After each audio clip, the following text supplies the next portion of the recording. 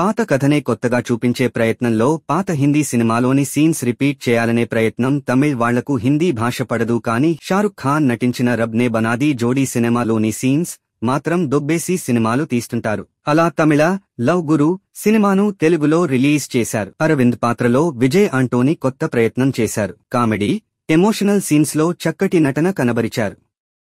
ముఖ్యంగా ముగింపులో తనకు మృణాలినికి మధ్య వచ్చే ఎపిసోడ్లో ఆయన నటన భావోద్వేగభరితంగా ఉంటుంది. లీలాగా మృణాలిని తెరపై అందంగా కనిపించింది. నటనకు పెద్దగా స్కోప్ లేదు. విజయ్ మామయ్యగా వీటీవీ గణేష్ కనిపించినంత సేపు నవ్వించే ప్రయత్నం చేశారు. ప్రేమ సలహాలు ఇచ్చే పాత్రలో యోగిబాబు కూడా అక్కడక్కడా నవ్విస్తారు. దర్శకుడు ఎంచుకున్న కథలో కొత్తదనం లేదు. కథనమంతా ఊహలకు తగ్గట్లుగానే సాగుతుంది. కానీ సినిమాని ఎక్కడా బోర్ కొట్టించనీయకుండా తీర్చిదిద్దడంలో సఫలమయ్యాడు దర్శకుడు.